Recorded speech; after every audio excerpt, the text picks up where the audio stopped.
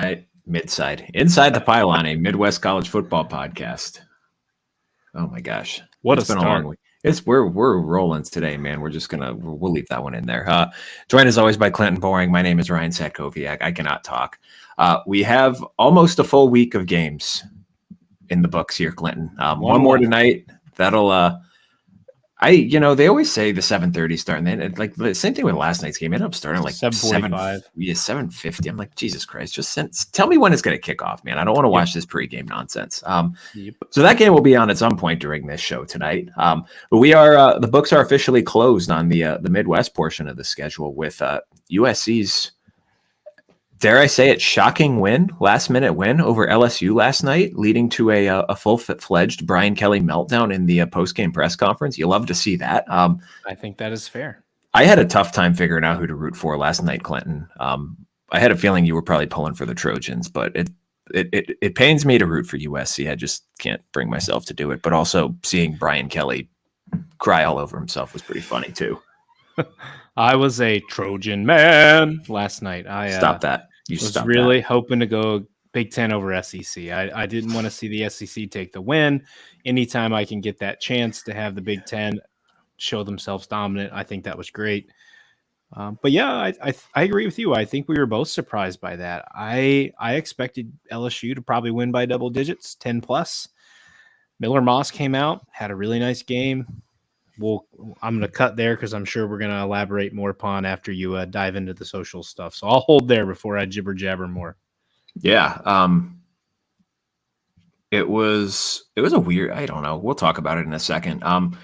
This is going to be hopefully the last weird week for us for a while here. We're live today for this episode as per usual. We're going a little early tonight because we are shooting our picks episode after this. We will not be live for that. That one will pop up in your podcast feed the same time that you can normally expect it, late Thursday night, early Friday morning. But I am going to be out of town Wednesday, Thursday, Friday this week, so otherwise not going to be able to shoot. So we're just getting both those in tonight, going a little early, messing up the schedule. But moving forward, we will be back to the Monday night, 9 p.m., Thursday night, 9 p.m., and then usually Sunday night, 9 p.m., but to be announced on that one next week. You can find us on that YouTube channel at ITP CFB. Subscribe to the show there so you can catch all the content as it comes out.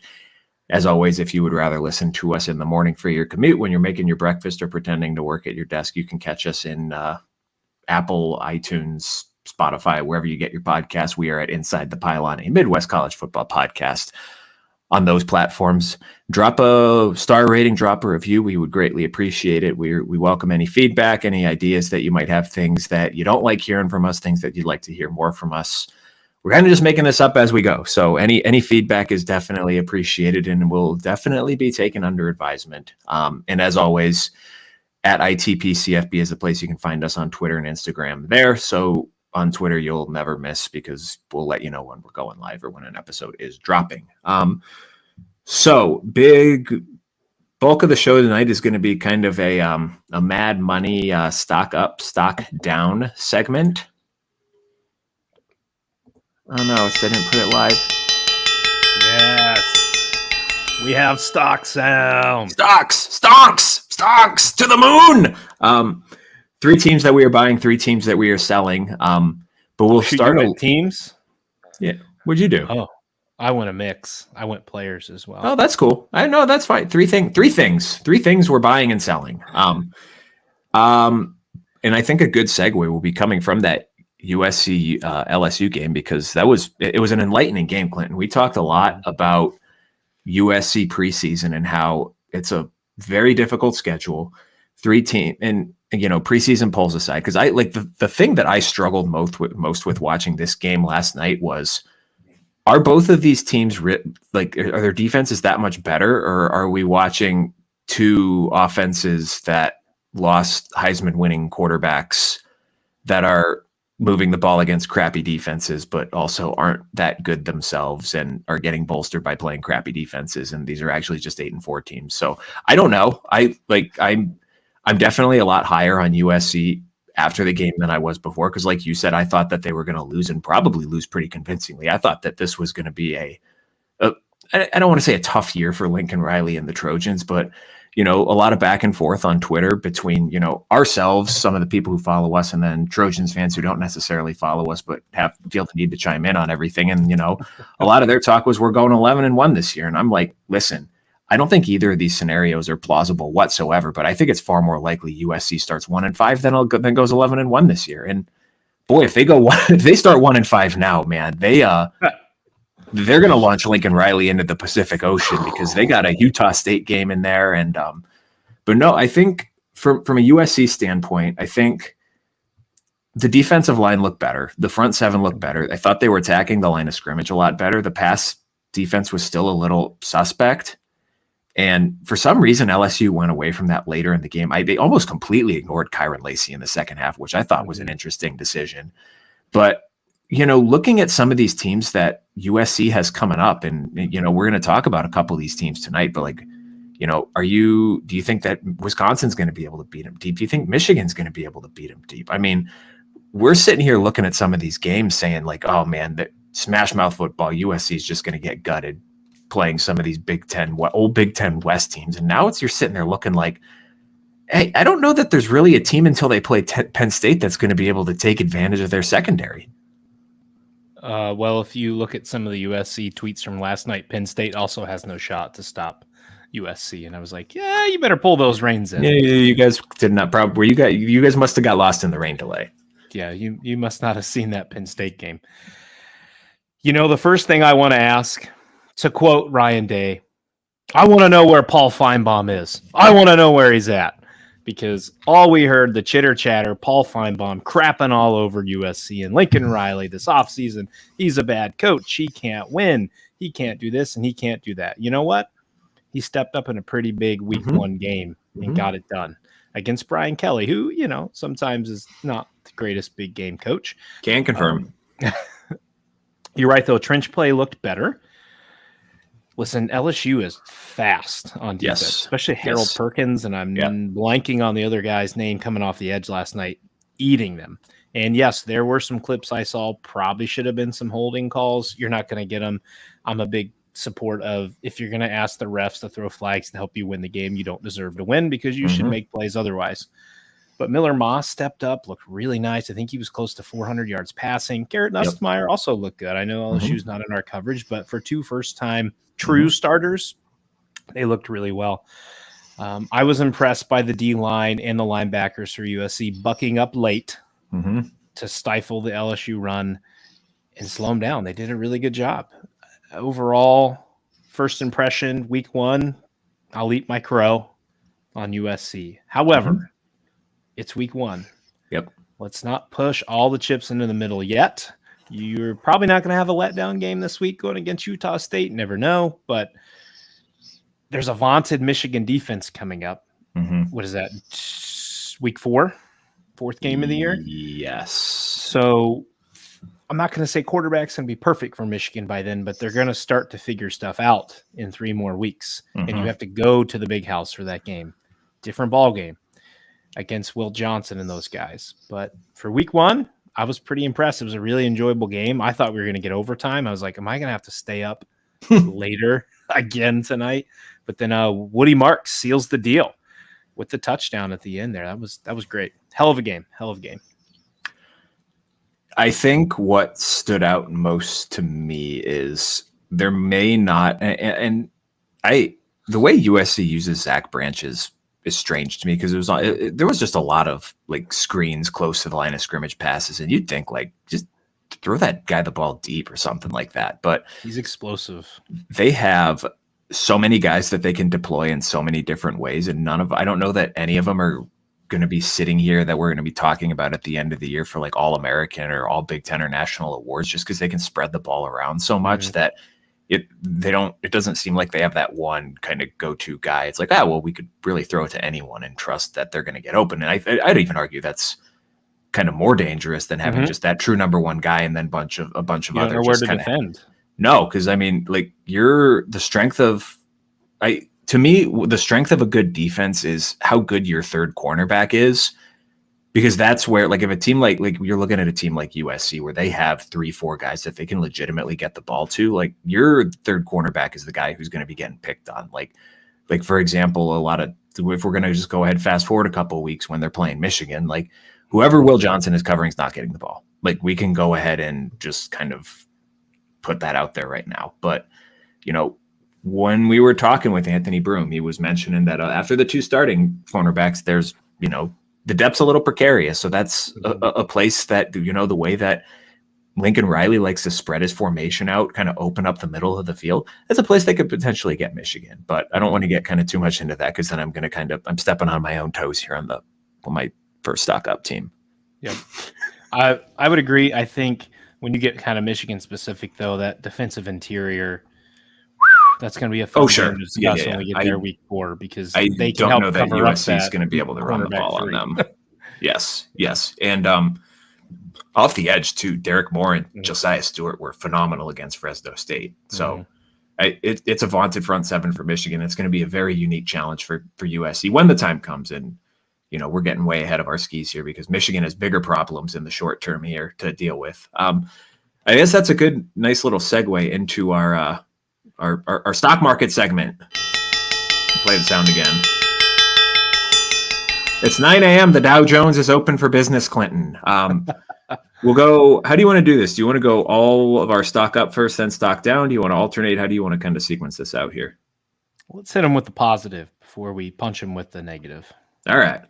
Who's your first stock up guy? My first thing of the week. Stock up. We're going to Penn State. Trey Wallace. He is healthy. He looked like a true explosive wide receiver 1 for Penn State and Drew Aller and Andy Kotelnicki to be able to utilize in this offense. Finished with 5 receptions, 117 yards, and 2 TDs in week 1. The Penn State offense finally looked explosive. What have we been looking for years? And to finally, can they do, to quote James Franklin, chuck it deep? Do they have that ability now? I was really impressed with Wallace. I know Matt Flip and Zach Sako both told us about him coming in.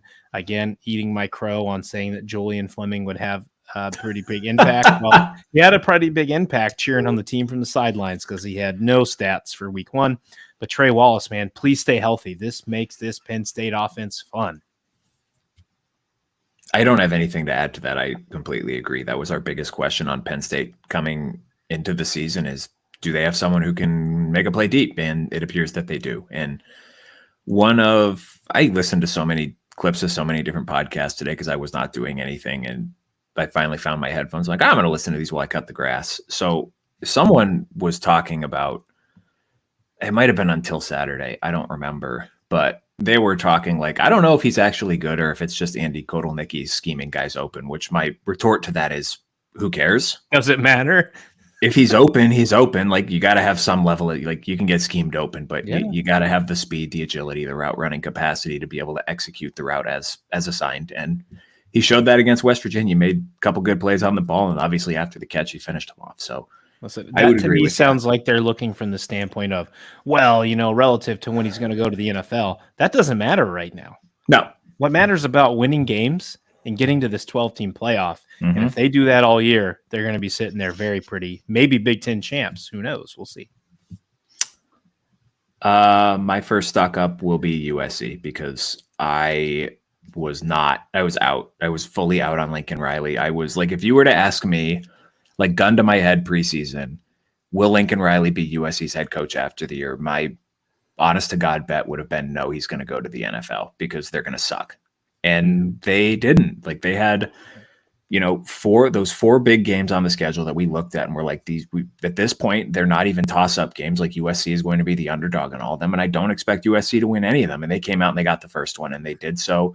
I wouldn't say dominant fashion by any stretch of the imagination because it was a good back and forth game. But I'm not going to sit here and be the person who, after the fact they beat LSU, is oh, well, we don't even know if LSU is good, blah, blah, blah, blah, blah, because it's still an extremely talented LSU team. And, the caveat being that their defense was not particularly great last year. They obviously invested a lot in improving that this year with Blake Baker at defensive coordinator. But the other side of the ball there, too, we're talking about losing 2 first-round wide receivers and losing the Heisman Trophy winner at quarterback. And Garrett Nussmeier looked good.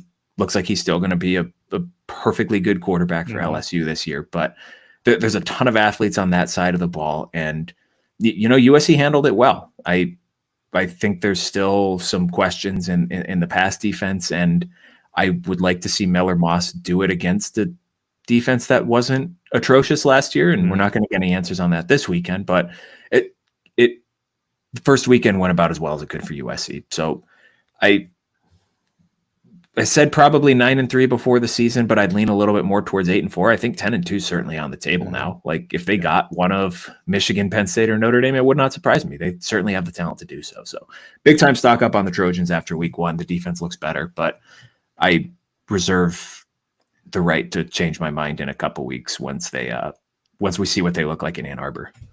So would you say that's more of a volatile stock there? Oh, sure. This is a boomer bust stock. Like we're either cashing this one at the end of the year and we're making big money on it, or we're losing all of our money with it by the end of September. So this turns out to be Tesla stock. Maybe. I have a very unfortunate story about Tesla stock that I would like to share on purpose. Oh, you know this story. You know this story. So this was even before I went to, or maybe I was taking prereqs at this point. Before I started taking prereqs, I was like, I'm going to invest in the stock market because as a journalism major, I was working at Buffalo Wild Wings. I'm like, I need some money. So I don't remember the first stock I invested in, but it doubled. Like I put in like $1,000, it doubled. And then I sold it, put that $2,000 in Tesla. And this would have been spring 2018, I think. It got up to like $5,000 worth. So it more than doubled again. And I needed, I was in grad school, I wasn't working. So I was taking loans out. My dad's like, just sell the stock before you take loans out. I'm like, whatever. So I sold the stock. 2 years later, it had grown so much. They did they fourthed it or something like that. Mm-hmm. So I did the math, and at that point in time, so this would have been like 2 years after I sold it, it would have been worth like $98,000 or something like that. So sad day for Ryan. It's a lot of money. Puke. Would have been a nice down payment on this house here, but alas, we all survive. We live, we learn. Yep, absolutely. My brother-in-law sold a bunch of his Apple stock during COVID. Oh boy. He was like, I really regretted doing that. I'm just I did not. I kept all mine and I bought more because I knew it was going to come back. Mm-hmm. It'll come back. Before I get to number 2, I just wanted to shout out Ryan and I rocking the inside the pylon gear tonight. Ryan rocking the Nike hoodie, me rocking the t-shirt, the logo on, thanks to my wife for my birthday / Father's Day gift this year. I'm kind of thinking about getting some additional ITP gear here. And maybe guys, if we ever get big enough, we'll put it out on the market so you can support us wherever you go. My number 2 stock up, the Nebraska offense as a whole. Mm-hmm. The Dylan Raiola hype train, choo-choo, officially rolling out, baby, full steam ahead. They have wide receivers, C.I. Zayab Jamal Banks in week 1. The running game support is there. They had three running backs, over 50 yards in week 1. So there's 150 plus. However, the Colorado Buffaloes, as much as we want to talk smack on them, they're a pretty damn good offense. I can't speak for their defense, but they have an explosive playmakers. They have a very, very big prove it matchup in week 2 against them. It is in Lincoln, but I'm buying stock and I'm buying more because when they hit this week, this is going to have Tesla implications here because Nebraska is going to skyrocket after they take down Deion Sanders. I guess we could talk more about that in our next episode, but anyway, I'll just leave that at that. My second stock up is the Notre Dame offensive line. I had sold all of this stock in the middle of August, and I'm now rushing to buy it back. I think that there's a fair amount of their success against Texas A&M was play calling related. I think the stat was the average snap to throw time for Riley Leonard against Texas A&M was 2.1 seconds, which I think is the fastest since 2019 when this company, I don't remember, I think it was Pete Sampson who tweeted it or said it on a podcast. It was the fastest from a Notre Dame perspective since this company has started tracking this statistic. So very get up, get the ball out, go. They did. Mike Denbrock did well at protecting his young true freshman offensive tackle, redshirt freshman offensive guard on the left side of the line. But also, if you watch that game-winning touchdown by Jeremiah Love, both of those guys, Sam Pendleton seals off the defensive tackle, and Anthony Knapp leaks upfield and blocks off the linebacker and makes that touchdown run possible. They weren't always assignment correct, but they didn't make any catastrophic errors. They didn't get Riley Leonard killed. They gave him enough time to throw, particularly on that game-winning 85-yard touchdown drive. Couple big passes, a 3rd and 5 conversion to Jaden Greathouse, and then a 20-yard pass to Bo Collins right after that. So big ups for the Notre Dame offensive line. If that's the worst game that they have this year, we're going to be sitting here talking about 11-0 Notre Dame playing 10-1 USC at the end of the season. Wouldn't that be something? That would be crazy. A lot would be on the line. Both teams are probably going to be in the playoffs. I was going to say, I don't know that. A lot would be on the line for Notre Dame because you're getting a 5 seed if you win that game if you're Notre Dame. And going to draw Boise State. I've seen enough week 1. You're getting Boise State. UNLV look pretty good too, man. Don't sleep on the Rebs. Don't sleep on the Rebs. They look very good. Very good. All right. My final stock up. I'm staying in Columbus. Going with our boy, wide receiver Jeremiah Smith. Can I just buy it all? How did you not already have it all? Like you had to buy that. You had to buy that one in the spring, man. This is too expensive to buy now. I'm investing heavily. I'm taking a loan out to buy this stock. You got people already saying, you got national media members saying he's already the best wide receiver on the roster. And you got a guy who's probably going to go in the first round this year on that team. You know what? There was 1 share left and I just bought it. 6 receptions, 92 yards, 2 TDs. What an impressive debut. Yes, he had couple drops. He had a couple penalties.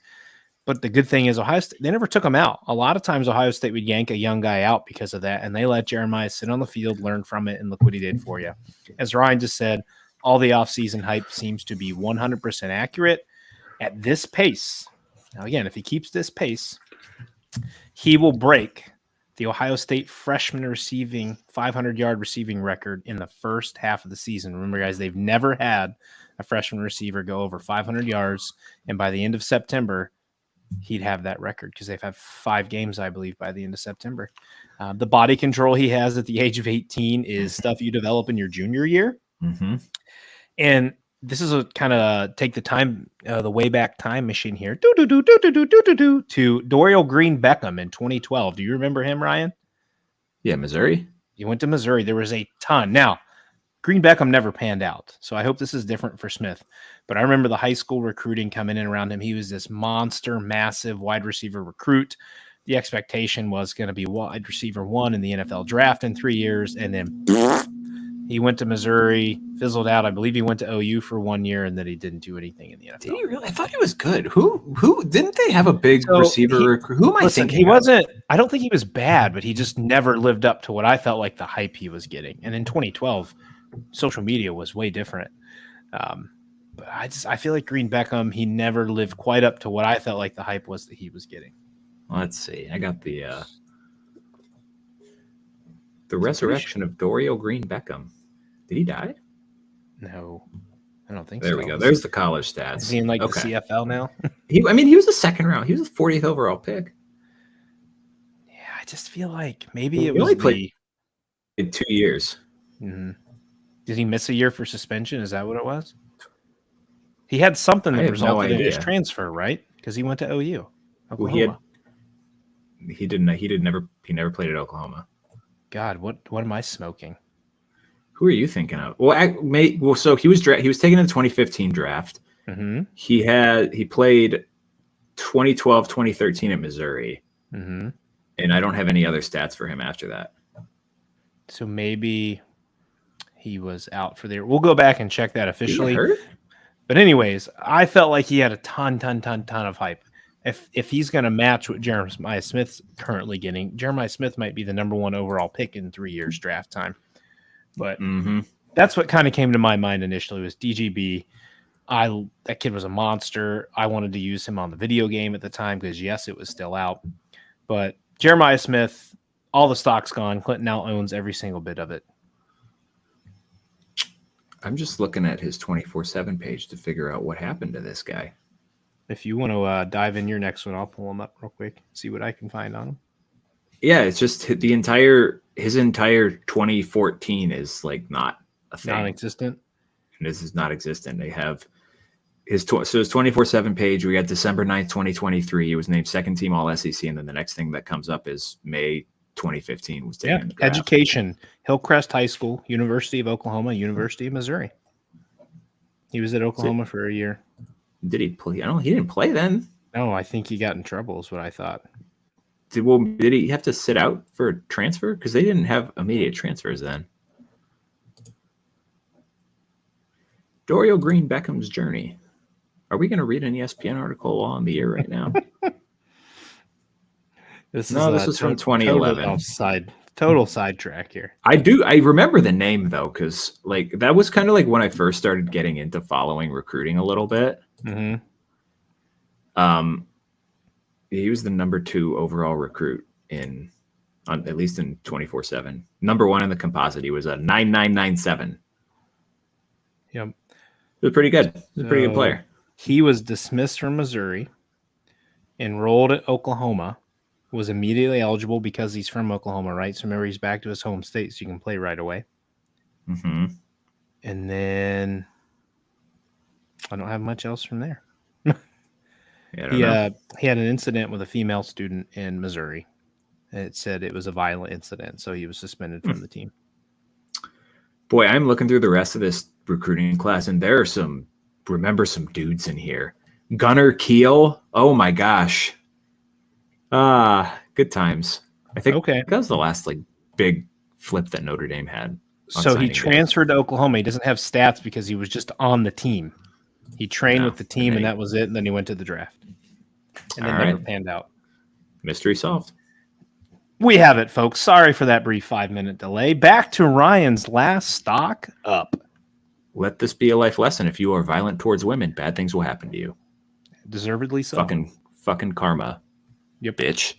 Last stock up for me. The Iowa offense. They completed a forward pass.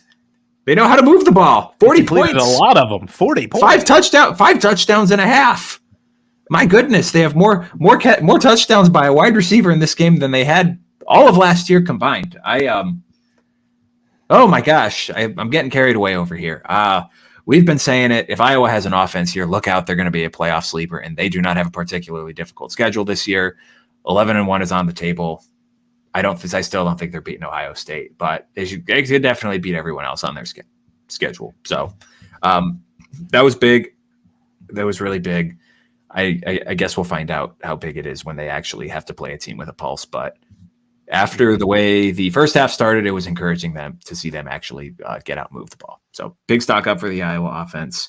Again, I reserve the right to change my mind in a week if they look like garbage at the Cyhawk game this weekend. Ryan, why don't you lead us off with your first stock down? So this is kind of the antonym of your Jeremiah Smith stock, whereas I did not have any Michigan stock coming into the season, but I'm now at the point where I am short selling Michigan stock because I am terrified of that offensive line and quarterback situation. Like we kind of touched on this a little bit yesterday. Didn't want to get into it too deep because I knew we were going to talk about it more today. But every question that I had about this Michigan offense coming into this season, like played itself out in the worst way during this Fresno State game. I was thinking about this today because I wasn't sure how hard I wanted to go on it, because I get to a certain extent that when you're playing a Mountain West Conference team the week before you play the reigning Big 12 now in the SEC champ, you probably don't want to show a ton, but also like you would think that you would want to try to get your new starting quarterback comfortable and run some plays for him to kind of get some successful game reps under his belt. And I don't know that they really did that well. Not only am I not sure that Davis Warren is it, but it appears that they don't think Alex Orji is it. It appears that they don't have weapons out wide. And it appears that Donovan Edwards is what we thought he was, which is average. Inconsistent. Oh, yeah. Inconsistent. That's fair. But I just don't know how they're going to score on Texas this weekend. Stay tuned for our next episode, folks, because you're going to find out what we think.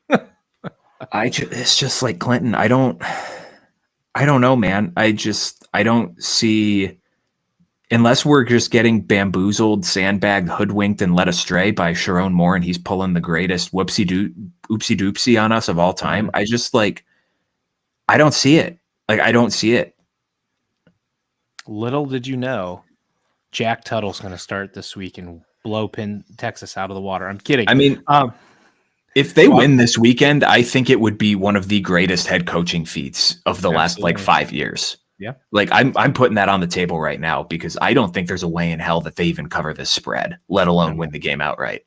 Well, I'm going to piggyback off of you and we'll just talk my piece here because my number one stock down was the Michigan offense. Piteous start. There's my vocab word for the day, guys. Piteous start to 2024. Major questions at quarterback, as Ryan just mentioned. Warren and Orgy's play in week 1 will not cut it beyond week 1. You will get cut is what will happen. We were told the offensive line shouldn't miss a beat. However, they were like a scratch CD, and they missed numerous beats in week 1. They got stressed by a Mountain West D-line. I'm not knocking those guys. But for as vaunted as the Michigan O-line has been in the past few years, shouldn't have had a problem. And then Donovan Edwards, lackluster. That's my word for him. Lackluster performance. He's expected to be the lead running back for this team, and he was overtaken by Khalil Mullings in week 1. Where do we go from here? If you can't rely, Edwards is supposed to be the guy you could lean on with the new quarterback, right? If you have a new quarterback, guess what? In Ohio State, I know it's Will Howard. He's better than what Michigan has, but he can lean on Travion Henderson and Quinshon Judkins, right? Mm-hmm. Dylan Gabriel has to come into a new Oregon system. Again, I know better quarterback, but he could lean on Jordan James or the offensive scheme to help him. You got to have something to lean on when you bring in a new quarterback, especially one with as little experience as these guys have. And it can't just all lean on the defense because if you don't move the ball, your vaunted defense is going to get exhausted and come fourth quarter, you're going to feel this year what you did to other teams for the past 3 years is they're going to squeeze you like an anaconda and they're going to put you out of your misery. And that first test is this week. My biggest problem with this discourse that we've heard about the offensive line is all this talk like, well, they've been in the program for a long time. They're experienced. They were talented guys. That doesn't cut it for the offensive line because there's no other – I don't know that there's another like group of like position group in sports that depends more on being like cohesive and having great chemistry than an offensive line because you have to feed off of each other. And you're breaking in 5 guys who, you know, they might be talented, but they don't have college game experience. And I mean, guys who've been in the program, it's been a long ass time since they've consistently played in like high leverage situations. And you're asking them all to do it together. And now you got Texas coming to town. I feel like that was something that was SEC overlooked. defense that you have to go against a team coming off a national semifinal with a quarterback who is going to be in the Heisman running. Like, I don't know, man. I'm skeptical this week. Big Noon wants to portray this game as big, but it might be over by halftime. Yeah, so I feel a little vindicated because I thought I was taking crazy pills for being down on this offensive line, and they did not look good. So I'm now shorting Michigan offense stock. I will look to buy it back maybe in late October after they lose to USC. Well, lead us off with number 2 since I piped in with my Michigan there. Number 2, I am selling Aiden Childs. He did not look good against FAU. Big arm, clearly athletic, moved around in the pocket well, but he was not at all accurate and did not make the best of decisions all the time. And that is just going to get tougher from here. They got a tough schedule this year. I thought that he might be a guy who has the skill set to will them to a couple of wins against like similar skill Big Ten teams, like for example, Maryland this weekend. Like I thought that he was a guy that could come in and will them to a win against Maryland. And I don't know that we're there yet. Maybe in November, but I think I'm selling Michigan State's bowl chances this year too. I'm thinking like 4-8, 5-7 might be a little more likely than 6-6.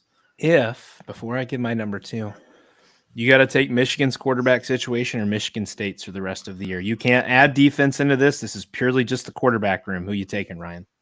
purely the quarterback. Jesus. Oh, man. Honestly, I think I'd still probably take Michigan because I think they have more. This thing is, I don't know that they have. But you at least have Colson Loveland, and in theory, I'm not like ready to completely write off Donovan Edwards. Like maybe it was just one game. Maybe he steps up against Texas, and maybe he needs the big bright spotlight to perform well, which is not great for a running back, but. I mean, you need guys who are going to win you those big games. And I mean, if he's going to disappear whenever they play someone that they should otherwise beat, I mean, I guess that's a fair trade-off that you can make if you have other guys to make who can step up and make plays. But I at least like that Michigan has two different guys that they can use depending on what they need. Whereas with Michigan State, you're kind of riding or dying with Aiden Childs here, sink or swim. Yeah. I don't feel good about that pick, but no, I think I would go Childs just because I trust Jonathan Smith's coaching experience a little bit more. But that's fair. I think he has a higher upside. I think the ceiling. Yes. I think the ceiling for this year is higher with Childs. If I'm buying like dynasty college football, sure. I'm buying Aiden Childs.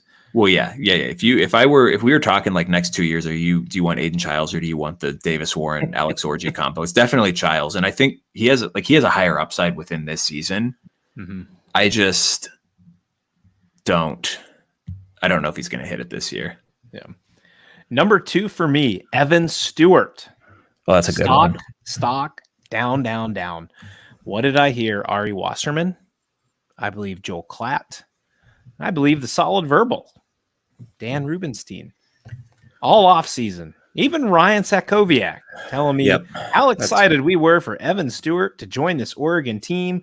Going to be wide receiver 1 and add so much explosiveness. Well, guess what, guys? Oregon threw 49 passes, completed 41 of them for 380 yards. And, well, thanks a lot, computer, for putting this Minecraft thing on my screen so I can't read. Evan Stewart had 3 catches for a measly 15 yards. What are we going to do there? He was outpaced easily by Ferguson and Johnson. Again, it's week 1. This might be an overreaction, but my stock is down on Mr. Evan Stewart. Clinton, these are all overreactions. These are all going to age poorly. Yeah, I'm sure. Stewart's going to come out and bust 1,000 yards receiving, but for week 1, I'm throwing shade at him. I'm glad I didn't pick him up in fantasy for week 1. Yeah, I think I'm going to go take whatever the over is on his receiving yards against Boise State this weekend because you just guaranteed that he's going to have a huge game. My last one is I'm selling the Minnesota offense. This is another one that my hunch heading into the summer was Minnesota's not going to be great this year. And then, we talked Ryan Burns, and the more that we kept kind of reading, it was like, oh, maybe they're actually going to be pretty good. Am I being hard on them? Sold us so hard on this team.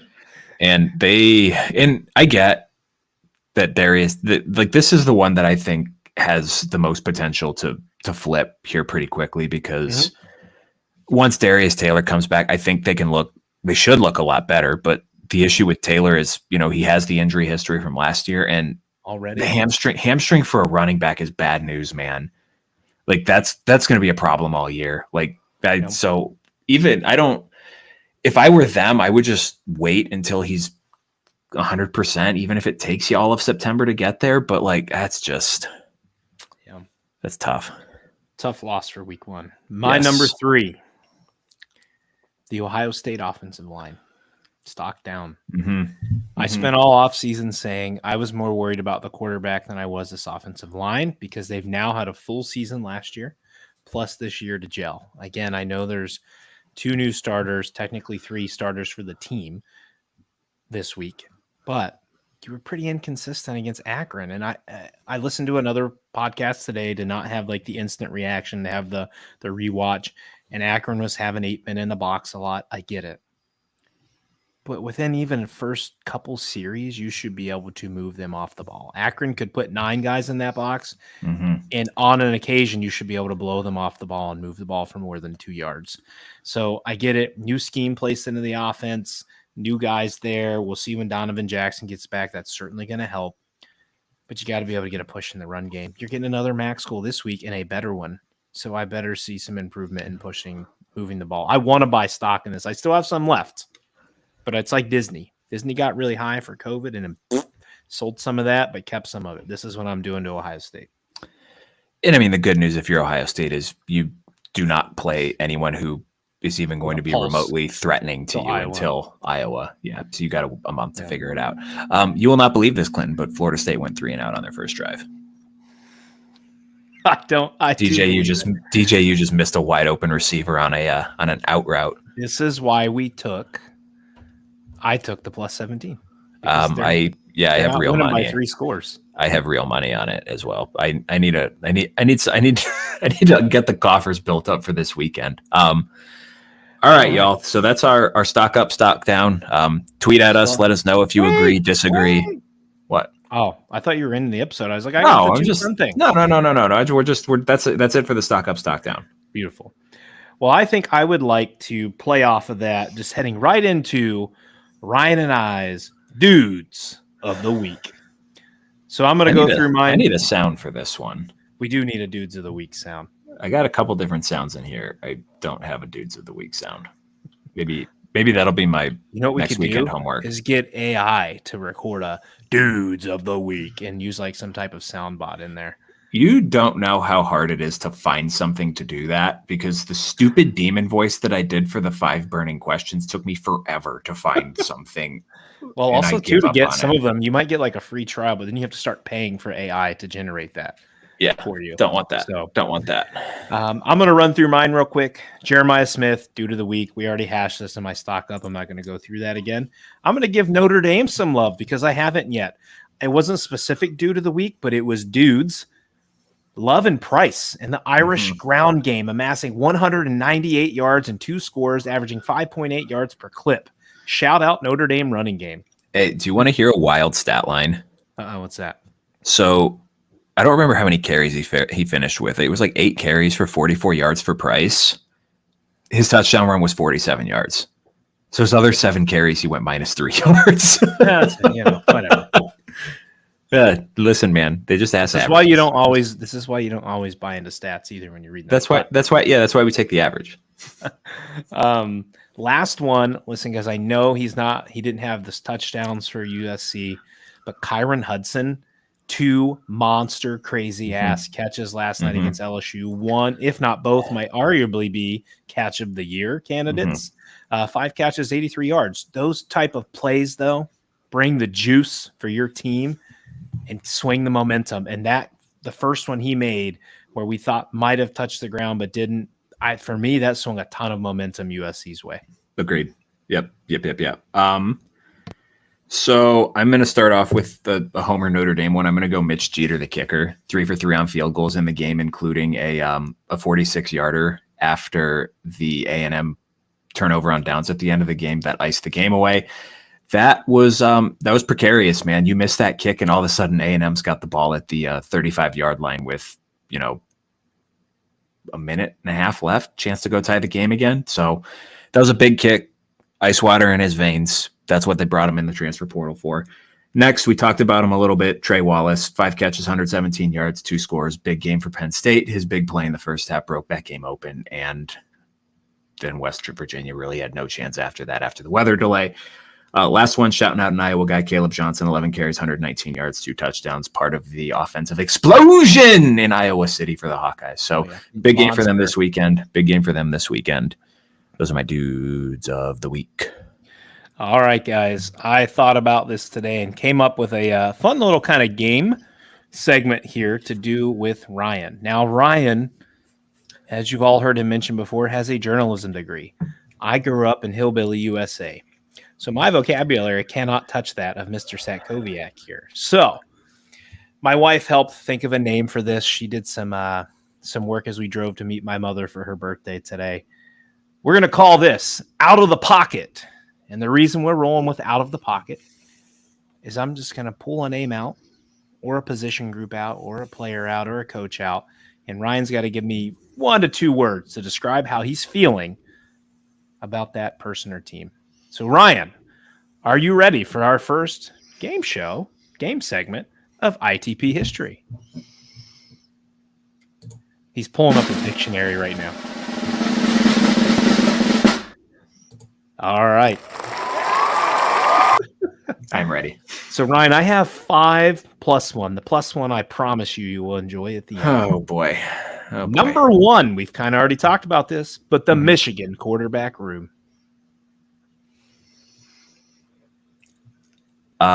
Stinky. Stinky. Okay. We've talked about why. It's just, I call it, like, we talked about stinky lines before when you're looking at it and it's like, well, this makes no sense. Someone knows something that I don't. I feel like this entire quarterback situation has been stinky because of how tight-lipped it's been and how they went up to the opener with, we're not really telling you what's going on. That very much felt like these guys are all not doing particularly great and no one has stepped up to win the job. And we were being told that, oh, yeah, that they're going to be fine. And all does not appear fine. All right. Number 2, Dylan Raiola. Spicy. Why spicy? The hype train was already busting along the tracks here, and he did nothing to slow that down. He looked good. He looked decisive. I am really excited for that game this weekend. That's going to be a huge test for them. Absolutely. Guys, I'm going to go just a tidbit out of our coverage area for the next few, only because Ryan and I spent so much of this episode talking about dudes of the week and stock up, stock down. So I wanted to add a little intrigue to this. Ryan, Billy Napier. Screwed. Guys, that is the head coach of the Florida Gators. If he's getting fired, he's there. He's not making it to the end of the year, man. Like, that was, I am just like that line. Speaking of stinky lines, man, that one felt like, I don't know what, like, there were people like chirping us like, oh my God, what are you taking the Canes for? The Gators, blah, blah, blah. I'm like, they're not good. Like, and then everyone was talking about they were a trendy upset pick. And I'm like, okay, we've been spending all offseason talking about how they're not good, how Billy Napier is going to get fired in the middle of the season. But am I sitting here thinking that this is just because of the schedule and they're actually decent, but they play a bunch of tough teams, or are they actually bad? And as it turns out, they're actually bad. Yep. It's one of those games that it's like, I don't know if Miami's that good. Maybe they are, and maybe this turns out to be a whole much ado about nothing. I mean, I think he's still screwed because they play probably 4 teams as good, if not better than Miami still on their schedule. So I don't know, man. I think that's a tough spot for him to be in. Number 4, take it right out of the pocket here. Clemson's offense. Poor Garrett Riley. Do you think that he sits there and thinks this is the biggest mistake I've ever made in my life? I think he is. Dude won the Broyles Award. He was the hottest assistant coach in the country, and he's going to end up taking the fall for this. Because they're not firing Dabo. They're not firing Dabo after this year. All he's allowed to do is just throw 3-yard out routes or swing passes for Cade Klubnik, or passes behind the line of scrimmage. Well, here's the thing. Is Cade Klubnik actually bad? Like, I think he's very average. I think we're like in DJU territory with him, where it's like it's his 3rd year in the program now. Like, what's the Bud Elliott transfer rule? If you're a junior transfer and they're talking about your high school star ranking, you probably suck. Mm-hmm. Like, every time someone mentions former 5-star quarterback Cade Klubnik, all I can think about is it's because he hasn't done anything in 3 years at Clemson. Like, it would not surprise me if Chris Vizina is starting by week 6 for them. I think I would like, and this is again out of our coverage, but I think it would be worth just 15 minutes for you and I to do this. And maybe this is a first time YouTube only content, is you and I discussing Dabo and how much he was either aided or is unaided now by quarterback play plus his coordinators. I don't want to run through that today because that's going to spin the show way longer. But I would love to take 15, 20 minutes and talk with you, because I know you don't listen to Joel Klatt much, but I would tune in for the first bit because he had a little piece on comparing Clemson to Texas. And I think you'd find that interesting. So that got me thinking about that today. No, my take that I don't know that it's necessarily a hot take anymore is that Dabo's just a charismatic above average coach who rode happened to get 2 generational quarterbacks back to back, and that's what made Clemson what it was. I mean, he recruited along the D line well. Don't get me wrong. That 2018 Clemson defense was disgustingly good. Yeah.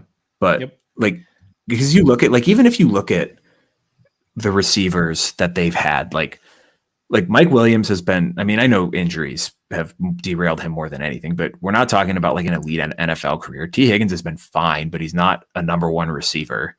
Justin Ross, again, injuries, but he hasn't done anything. Who's the other guy on the Sammy Watkins? Sammy Watkins was really good. Sammy Watkins was good for a period of time. Did DeAndre Hopkins play there? Or did he play some? Yep. Hopkins Dude, he was good. Elite, best of all of them. I think but since DeAndre Hopkins, they haven't really had, like, they've had that period where they're still having good receivers, but it almost makes you wonder, like, were these guys just good because of the guys throwing them the football? Mm-hmm. Yeah. So I don't know but that's my Clemson hot take for the day. My last one before I give you the +1. Marcus Freeman. Beefcake. Dude is jacked. There was one of the podcasts that I was listening to, but Sam mentioned it to me as well. She's like, "What's up with his pants? Why are his pants so tight?" I'm like, if my quads looked like that, I would wear tight pants too. Absolutely.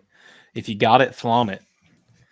The way that he was, I think nothing illustrates like the mood of the Notre Dame fan base moving from Brian. Like everyone, I think everyone is starting to realize why Notre Dame fans aren't missing Brian Kelly that much, and why it wasn't just like sour grapes, but it was like we're done with this guy because he just makes excuses. Like I think they're starting to realize that now. But the dichotomy on back-to-back nights of Marcus Freeman chirping the A&M student section before the game, like yelling at the A&M student section before the game, and then Brian Kelly the next night getting purple-faced in a press conference talking about how pissed he is at his team slamming the table.